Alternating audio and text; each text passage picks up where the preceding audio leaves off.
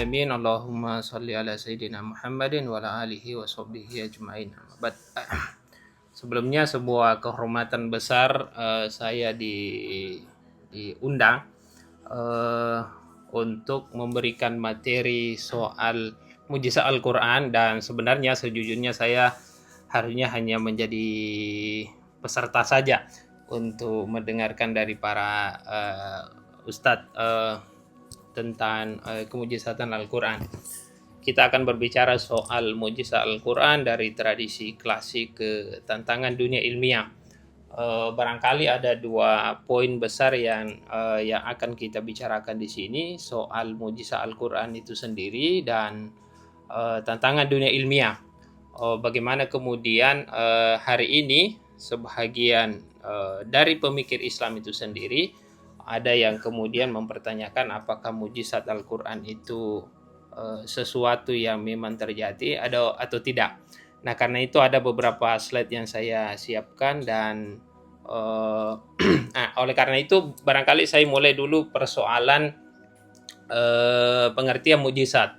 Apa itu mujizat? Kita bisa lihat dalam dua aspek, secara etimologi dan secara terminologi. Nah, kalau misalnya kita lihat secara etimologi, ada yang mengatakan bahwa mukjizat itu dari kata ajasa, yang berarti tidak kuasa, tidak mampu, dan sebagainya. Tetapi ada juga yang mengatakan ajaza. Nah, ajaza itu sendiri adalah sebenarnya berasal dari ajasa juga, tetapi mendapatkan tambahan alif sehingga kemudian dia menjadi sulasi masid, yang kemudian memiliki makna kelumpuhan. Barangkali kata yang untuk menggambarkan tentang ajas itu adalah kata dia bermakna kelumpuhan. Nah, sehingga kemudian dari lazim menjadi kemudian mutaaddi. Nah, itu yang pertama.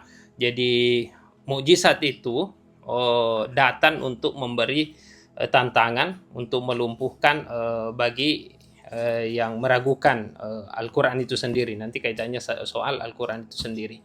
Nah, kemudian kalau kita lihat secara terminologi, sebagian berkata gini, mujizat itu adalah tindakan dahsyat, gejala di luar dari kelasiman, sekalipun bertentangan dengan hukum kebiasaan natural, yang bertujuan untuk membuktikan kebenaran klaim kenabian atau risalah ilahi. Nah, kalau kita lihat definisi ulama pada aspek istilah, itu paling tidak misalnya di bukunya Buya Alawi Al-Maliki Qawaidul Asasiyah fi Ulumil Quran, itu ada, dan ada bukunya Mabahisu fi Ulumil Quran Mana Al-Kattan. Itu paling tidak ada 3 yang kemudian jadi kata kunci soal pengertian mujizat. Pertama, amrul khariqul lil adat, bahwa dia adalah perkara yang keluar dari kebiasaan, malah keluar dari kelasiman, sehingga kemudian bisa jadi ada yang meragukan mujizat itu oleh karena dia keluar dari kebiasaan. Tetapi saya kira hal-hal yang seperti ini, ada banyak hal dalam dunia nyata yang sering kita dapati itu sesuatu yang di luar dari kebiasaan, tetapi kita terima itu. Nah, masalahnya bagaimana persoalan misalnya mujizat Al-Quran itu sendiri, apakah dia di luar dari kebiasaan, apakah dia di luar dari kausalitas, atau bagaimana? Nah, karena itu kemudian di situ menjadi perdebatan nanti kalau kita lihat itu, bahwa ada perdebatan di kalangan mutakallimin, Asy'ariyah dan Mu'tazilah pada umumnya. Itu kemudian terjadi perdebatan di situ karena persoalan amrul khariqul lil adat. Dia keluar dari persoalan yang keluar dari kelasiman. Itu satu. Kemudian yang kedua, pengertian mujizat itu adalah yang terkait dengan soal mujizat amrul khariqul lil adat yang pertama, kemudian yang kedua adalah tahaddi, ada tantangan. Jadi Quran ini datang untuk memberi melakukan tantangan terhadap orang-orang yang kemudian meragukan Quran itu sendiri.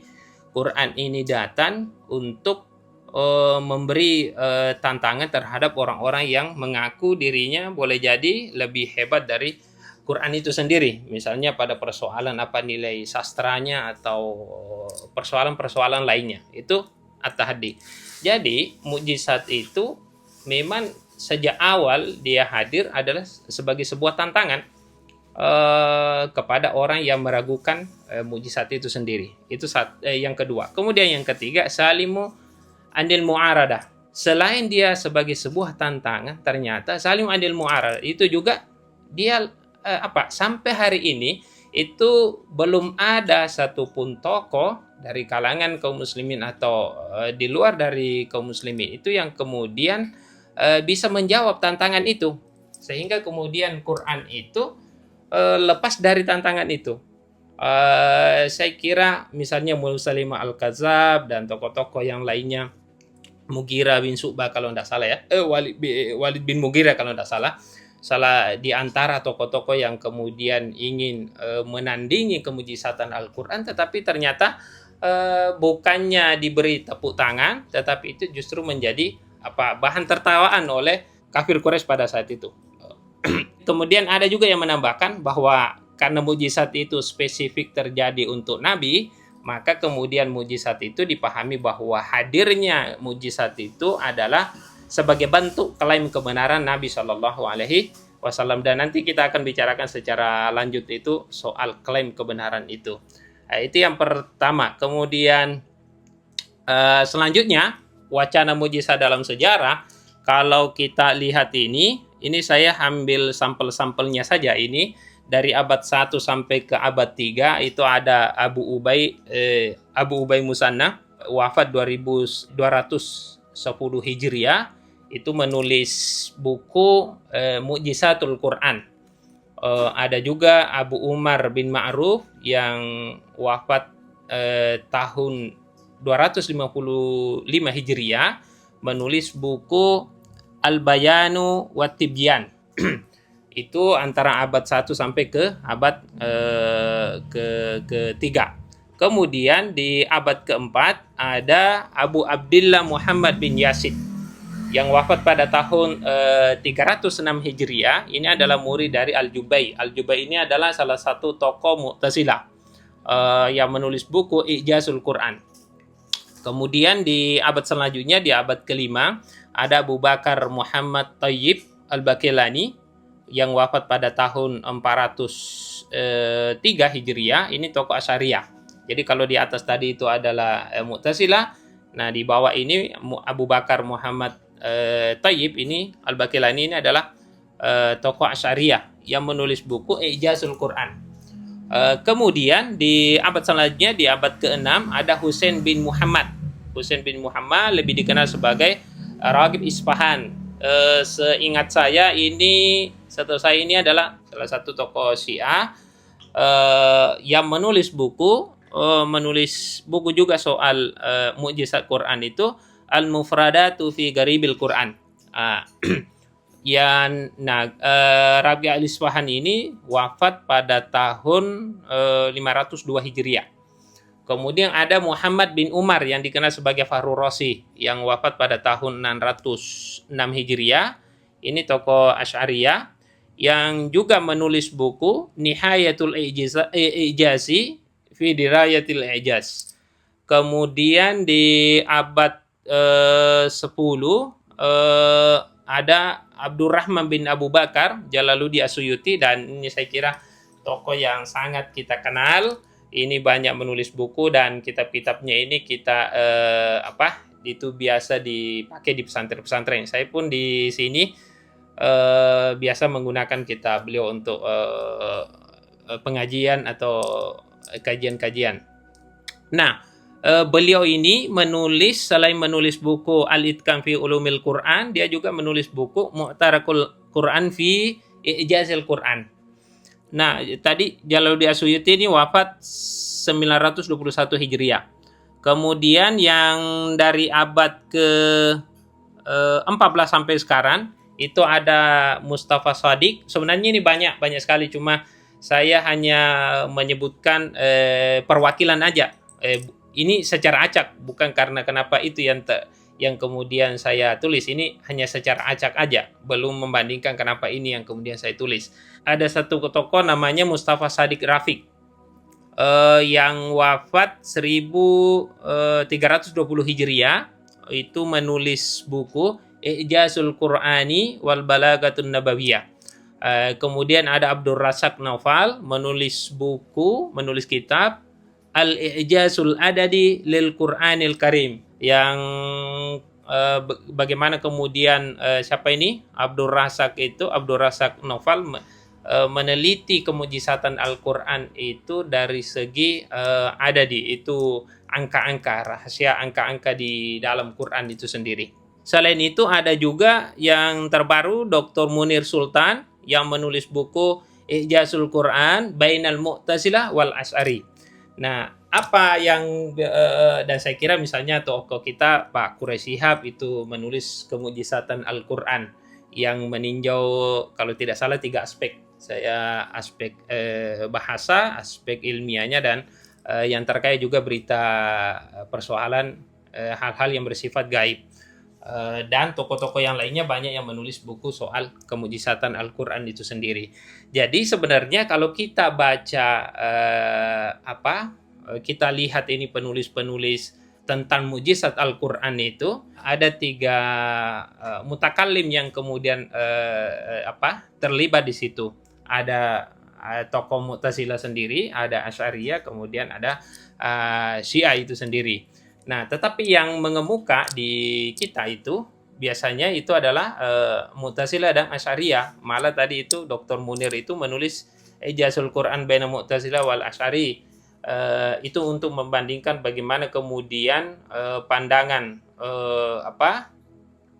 tokoh Mu'tazilah dan Asy'ariyah. Dan saya kira saya harus tekankan bahwa sebenarnya biasa dikesankan bahwa Mu'tazilah itu menafikan kemujizatan Al-Quran.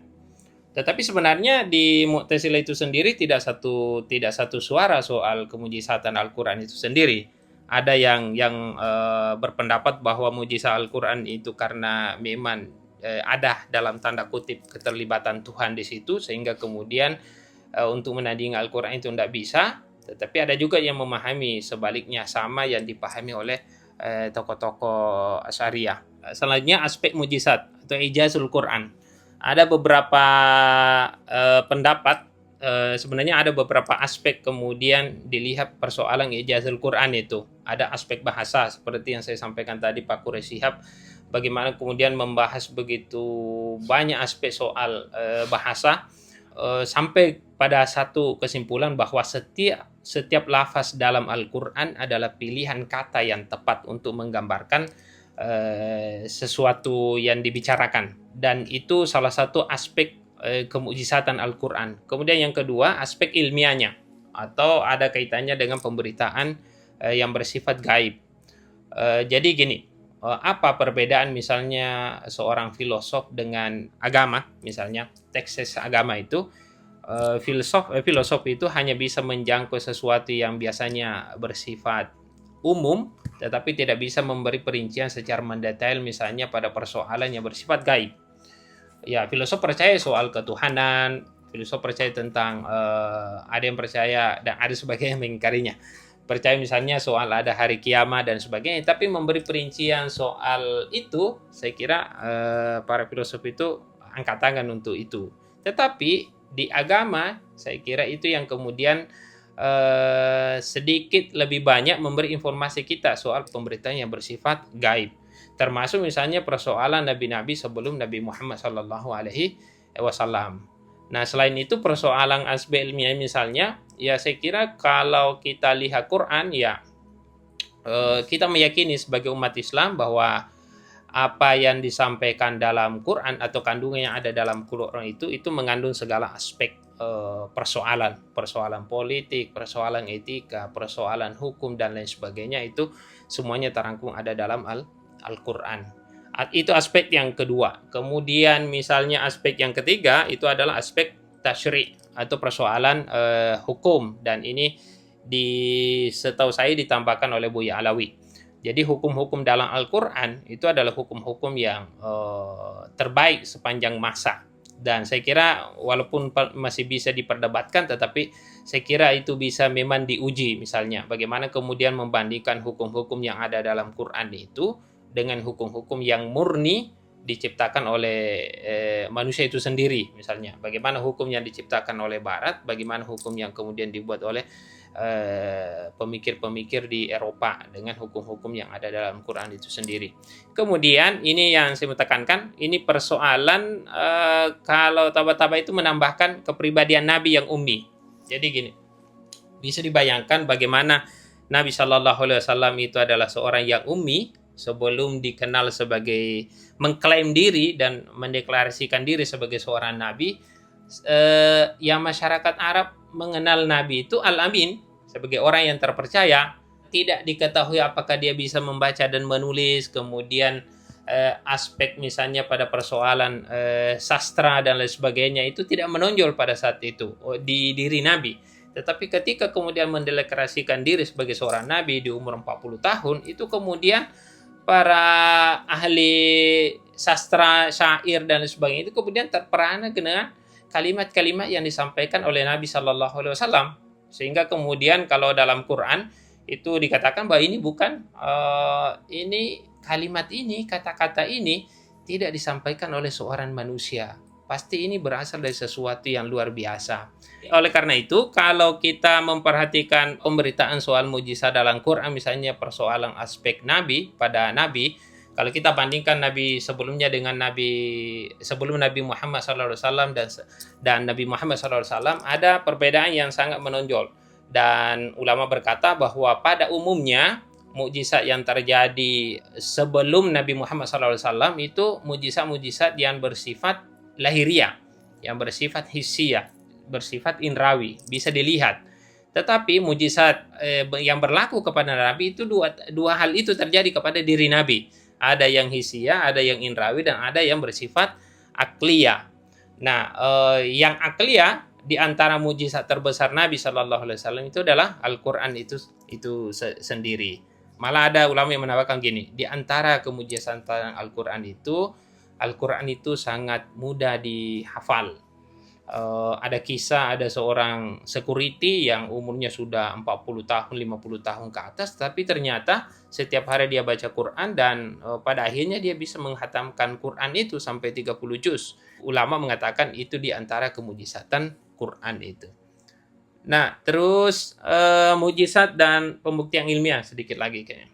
Jadi ada perdebatan gini, kalau mujizat Al-Quran itu betul-betul terjadi misalnya, kalau mujizat itu betul-betul terjadi misalnya, bagaimana kemudian pada aspek ilmiahnya, bagaimana ketika Quran berbicara bahwa Nabi Ibrahim alaihissalam itu tidak bisa terbakar oleh api, justru dibahasakan dia merasakan dingin, sementara api itu adalah panas. Bagaimana kemudian aspek ilmiahnya itu? Bagaimana kemudian aspek sainsnya itu, kalau kita mau katakan itu untuk menjelaskan itu, bagaimana caranya itu? Bagaimana bisa bayi yang masih kecil tanpa sarana dan kesiapan yang diperlukan itu bisa berbicara? Atau bagaimana bisa misalnya tongkat Nabi Musa alaihissalam itu bisa membelah laut? Dan atau misalnya Nabi Muhammad diceritakan dalam sejarah, dalam hadis diceritakan bahwa ada air yang keluar dari jari-jarinya itu, atau misalnya ada yang makanan sedikit tetapi itu kemudian bisa cukup untuk ribuan orang itu. Nah, aspek ilmiah itu gimana cara menjelaskan itu? Nah, di situ kemudian menjadi perdebatan di kalangan mutakallimin, khususnya misalnya Mu'tazilah dan Asy'ariyah, dan perdebatan itu saya kira masih terus sampai hari ini, masih berlaku sampai hari ini. Perdebatan itu masih dipertanyakan. Malah kemarin 2 hari yang lalu kalau tidak salah ada teman yang nulis status di Facebook tentang persoalan mukjizat dan dikomentari oleh Prof. Muin Sirri, bilang gimana rasionalitasnya itu, diceritakan dalam sejarah Nabi itu ketika ingin dibersihkan hatinya dibelah dadanya gitu. Nah, gimana membuktikan persoalan-persoalan itu? Jadi mujizat itu sendiri ada yang kalau secara umum umat Islam meyakini, ulama meyakini bahwa mujizat itu terjadi karena memang mukjizat itu dalam tanda kutip tanpa keterlibatan Tuhan kemudian mencegah orang sehingga kemudian tidak bisa menandingi kemujizatan Quran itu, bukan karena jadi nilai sastranya, nilai bahasanya atau kandungan yang ada dalam Quran itu sendiri memang adalah sesuatu yang sulit dicapai oleh manusia. Bukan karena Tuhan kemudian terlibat di situ sehingga kemudian orang tidak bisa menandingi itu, gitu.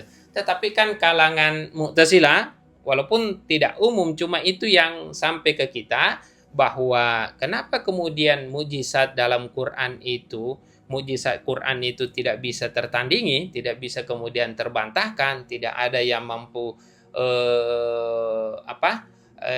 menjawab tantangan itu hingga hari ini, itu karena ada keterlibatan, dalam tanda kutip ada keterlibatan Tuhan sehingga kemudian Quran itu tidak bisa ditandingi gitu. Karena itu misalnya Pak Quraisy menyebutkan bahwa kenapa mujizat Quran itu tidak bisa tertandingi, ada dua dengan mengutip pendapat misalnya kelompok Mu'tazilah. Satu, karena penentangnya dilemahkan sejak awal oleh Tuhan. Kemudian yang kedua, Allah mencabut pengetahuan dan rasa bahasa yang mereka miliki. Ini bisa kita baca di bukunya Kemujizatan Al-Quran yang dikarang oleh Pak Quraisy Shihab. Kalimat terakhir bahwa perdebatan tentang soal Mu'tazilah dan Asy'ariyah, walaupun misalnya Mu'tazilah mungkin secara lembaga itu tidak ada, tetapi setahu saya kelompok-kelompok seperti Prof. Mu'insyiri, neomodernisme, kelompok-kelompok itu sebenarnya meneruskan pemikiran-pemikiran Mu'tazilah itu, walaupun tidak mengatasnamakan diri sebagai seorang Mu'tazilah, tetapi pemikiran Mu'tazilah itu selalu diangkat. Barangkali itu Pak Ibu moderator, saya kembalikan.